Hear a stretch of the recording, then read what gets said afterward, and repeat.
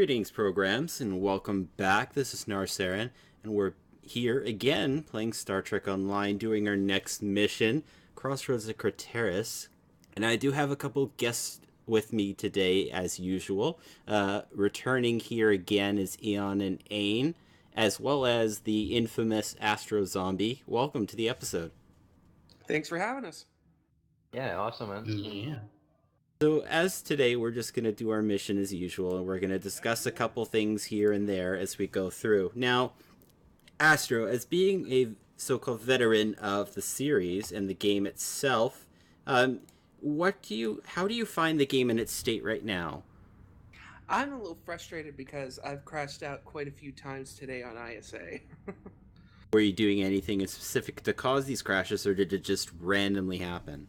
It randomly happens at the beginning when I first rush the cube, and it just completely crashes. And the funny thing about it is I can log out, I crash, I have to log out, log back in, and it starts me back where I crashed from. And, then I can continue on with the game.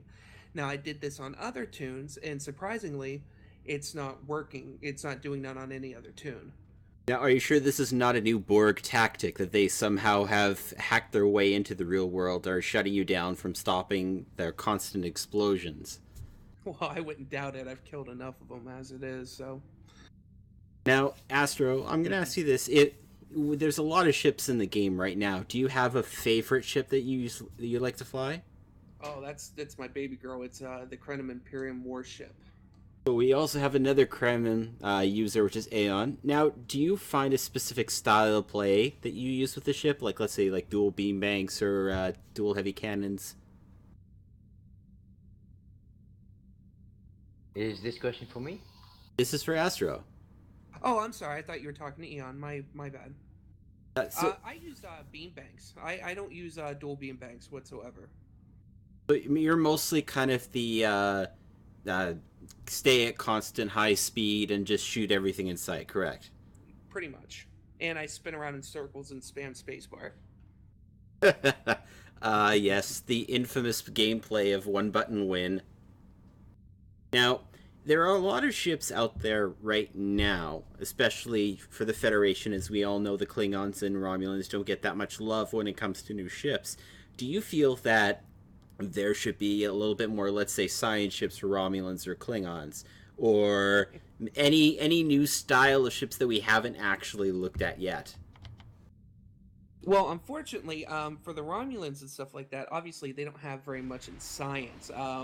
But I just recently started a Romulan tune, my first Romulan tune, about 2 weeks ago, and I've decided that Romulans are OP. Now, let's go into a little bit more detail about that. Why do you think the Romulans are overpowered compared to, let's say, the Klingons, which have easier time accessing dill farming, for example? Basically, one console beats the Valdor console. Now, for those who don't know, the Valdor console that he's referring to, every time your beam weapon hits, it gives you a chance of having bleed back effect to gain your shields back. Yes, this is an overpowered console, and when you pair it with the other consoles from that style of ship, it gets even more overpowered. Mm-hmm. Now, Ain, again, Eon, welcome back to the show. I greatly appreciate you guys being here. Since you've had a couple more let's say a day to play this game, do you feel that, again, where the game is right now, do you think any major improvements should be made? Well, with the patch out today and the fixes new neutronic, I'm so happy that it's now actually draining the power it's supposed to be draining in the first place. Apart from that, I want science ships for Romulans. Oh yes, I totally agree. As I stated in the last episode, there aren't that many ships for Romulan science characters. There are ships that you can convert to a science, but they don't give you the full capabilities of, let's say, like a Nova or any other science ship on the Federation side. Even the Gorn science ships are better than the Romulan ships themselves. Well, there isn't a single free Romulan ship that has a commander science slot. There are engineers and there are Klingons, if I'm remembering correctly, free ships that have commander science slots. That is true. There's tons of ships. Now, Astro, if you could make one change to the game right now, what would it be? To be quite honest, the lockbox ships, I think they should be account wide. To be quite honest, because when Completely you agree. buy ships from the Zen store, they're account unlocked. Why can't the box ships? I totally agree with that statement. Now, for those who don't know, every once in a while they will release a lockbox, and in the lockbox, you have a chance of getting a bunch of different items. You can have a chance of getting for your reputation. You can get stuff for your ship. You can even get ships themselves. Though the drop rate for said ships is very, very, very low. Whenever you get the ship and you open it on a character, you don't get the opportunity of opening it on another character. It is permanently with that tune. So, for example, if I got the Narsarin, for example, and I put it onto Nar is the only character who can fly it. Yes, I agree. Having those ships unlocked account-wide would make a lot of sense. Now, do you feel that they should actually maybe increase the drop rates of those ships? Or do you feel that the drop rates are where they should be today? Depending on which lockbox you're talking about. The ones from the past, they were just fine. The new one, though, on the other hand, like with the bump and everything, it is exponentially impossible to get one of those ships now. Now, It was like 1 in 200 before, and now it's like 1 in 400. that is perfectly true. As an example, I have spent a good amount of Zen on keys to open these boxes when the Herald Boxes came out. I only got 3 ships. I got 2 Baltim Raiders, and I got 1 Quas. Donated a Baltim Raider to a fellow YouTuber who goes by the name of Odin Knight. I'm sure you've heard of him. We will have him on the episode one day. I will love to have him as a guest host. And he loves that ship. Unfortunately, Nar at the time then had both of those ships, but as we all know, and the people who are here listening and being a co-host, I haven't had the best luck when it comes to Cryptic.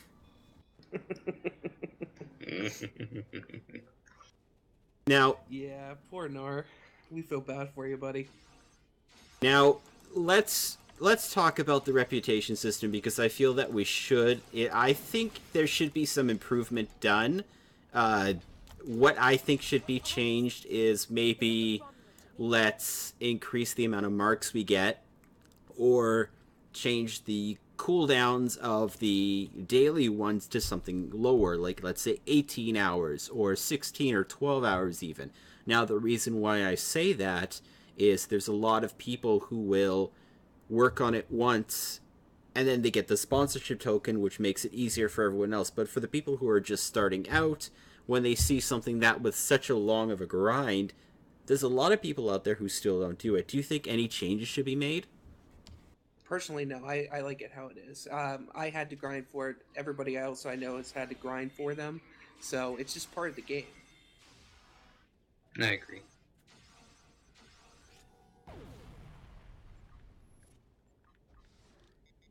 Well, it's just true. The reputation system, I think, personally, should be changed, maybe minorly, not majorly, because I've had to go through this.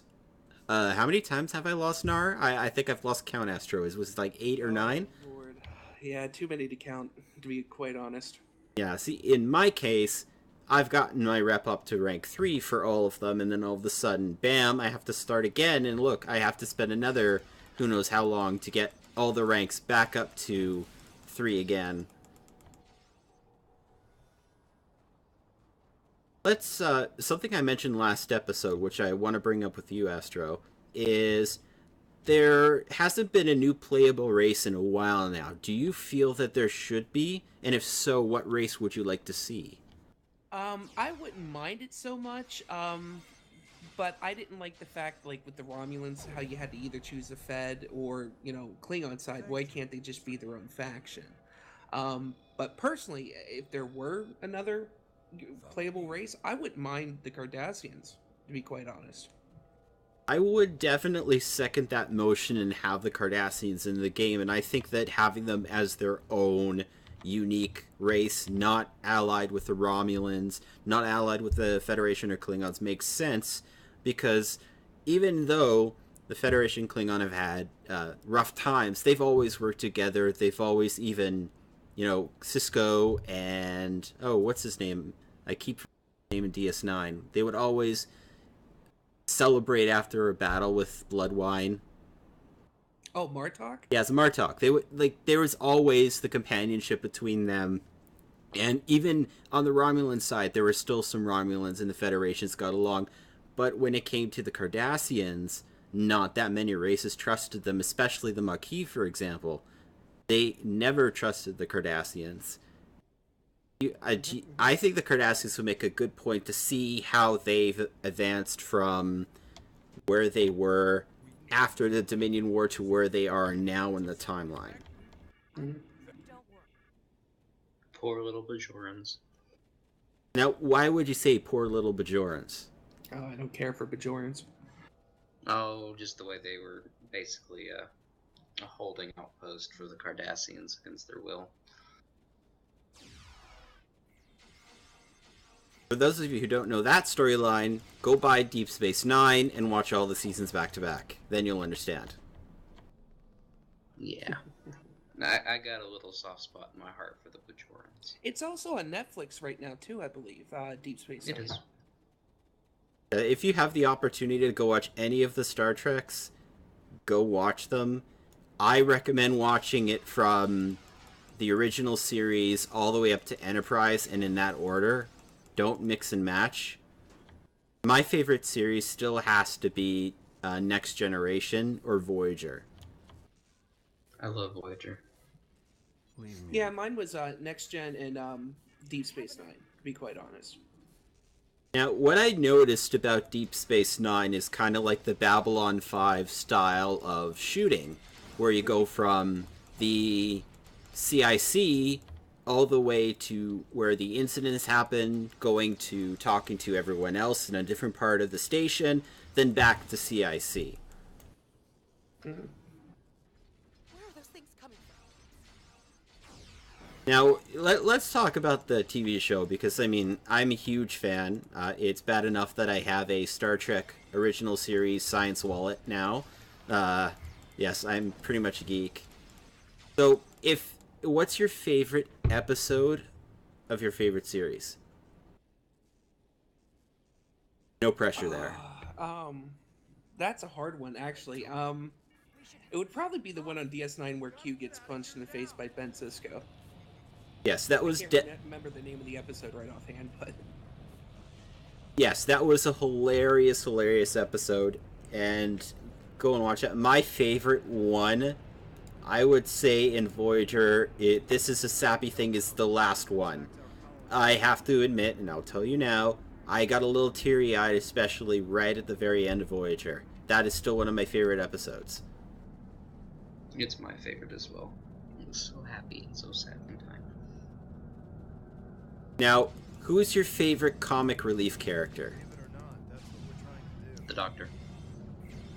From Voyager, yes, it would have to be the Doctor. I would have to say, I would agree, I would actually go with Neelix rather than the Doctor. I can see that. Yeah, but I relate more with the Doctor, so... And if we're talking Deep Space Nine, it would have to be Miles O'Brien for comic relief. Believe it or not, Nog. I like Nog a lot from there. Nog was a good character in DS9, and then for Next Generation, it would have to be Barclay. Barclay, yeah. Mm-hmm. So we've just finished saving the survivors of Craterus, and now we're beaming up back to our ship to do the last little part of this mission. And while we go ahead and do this, there's one thing I wanted to talk to you three about today, is beam-type weapons. We've been seeing a lot of different stylized weapons come out, like Protonic Polaron. Nothing really unique or anything that completely stands out. Are you guys a fan of these dual style weapons, or do you feel that there should be another type that comes out? Coalition disruptors. Yeah, They're overpowered. the coalition disruptors were probably the best ones that have come out recently, but as a whole, I don't use any of them. Now, what kind of weapons do you currently use right now, Astro? I use anti-proton beam rays with damage 3 pens. Same here. But I use dual beam banks. Now, why is it that most people these days always go towards anti-proton? I don't know the exact logistics on it, but from what I understand, because Sarcasm explained it to me several times, and it takes somebody like him to get me to understand things like this. But I mean, basically it's a guaranteed constant flow of damage. It's a little higher than what you would do with the other ones. It's or an more innate consistent 20% crit severity. So, in layman's terms, basically, they are harder hitting weapons, especially if you're going to be doing a fire at will, cycle, or a beam overload, compared to the other weapons. Now, myself, as much as I love anti-proton, I still have to say my favorite style weapons are either going to be any plasma format, like the normal plasma, Romulan, corrosive, and the other ones I like are Tetrion. They're not as used as much as the others, but I still love a ship. I just like the effect of Tetrion weapons. Well, Tetrions used to be pretty good back in the day, if I can remember correctly. They were the weapon to have. Now, this character, Nar, is a science character, and I will definitely be going with Tetrion weapons on my build. Though, that being said, the ship I'm looking at is the Danis, and that is a 1,000-day Romulan ship for either being a member or a lifetime member. That one has a Plasma Lotus, which kind of, in the sense at the same time, restricts me from actually moving to another type of weapon. The other option I'd have is to not use that and stay in its first primary mode, which gives me a bonus to auxiliary and shields. Which is a science character you would benefit from. Exactly. As much as I would love to be the biggest in all DPS science tune that's available right now, that's not the play style I like. Whenever I play MMOs, I've always been, hey, you know what? We get the guy tanking. DPS is just like one button press, just like Astro said.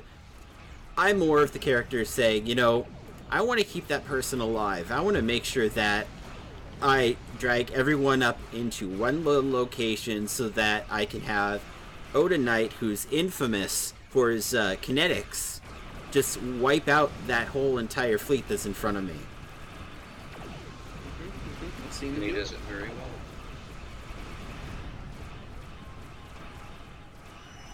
Now we are just coming up now to the very last little bit, fighting one last ship before we end this mission. While I have you guys here, is there anything you want to discuss or you want to let the viewers know that about something about this game? Personally, like, don't go into like a 30k channel with a 10k tune. Don't sit there and go into an elite and then get upset because you can't complete it. Stay at your pace, go where you need to go, and learn how to fly your ship properly and upgrade. I would have to say that's definitely very good advice to give all the players. Something else I would probably say is don't rush this. Don't try to reach the end game as much as possible. Take your time, go through your missions, learn your ships, learn the play styles, try different things. If you don't like using beams, go ahead and try a cannon build. If you're not a fan of cannons, you know, you can either go with something quirky like a mine layer if you want to. I don't see that many mine layers out there anymore. There's a pretty good reason for it, but... Now, what would the reason be? They're not viable in any case anymore. They used to be pretty good for PvP back in the day, but not anymore. Now, I would love to make a mine layer build just for fun, because for the Klingons and the Romulans, their vice admiralship variants that they can get have cloak, a battle cloak, which allows them to fire torpedoes, decloak briefly, cloak again, or stay completely cloaked and drop as much mines as possible. I'm definitely going to be trying out something like that because I like the quirky little builds. Or, just for humor's sake, put beams on a Fate. Because as we all know, that's awesome. Odin somewhere screaming. Yes. And I think that beams on a Fate does work. And it is possible to get really high DPS. Although most people see that and they just squirm in their seats. We'll take a look at our ship's endgame as we get closer to that. But as it stands right now, we just finished Crossroads of Craterus, so I'm going to be turning this in. And we get our standard rewards, more gear for our ship, and a new character, Vero, who will help us out on our crew.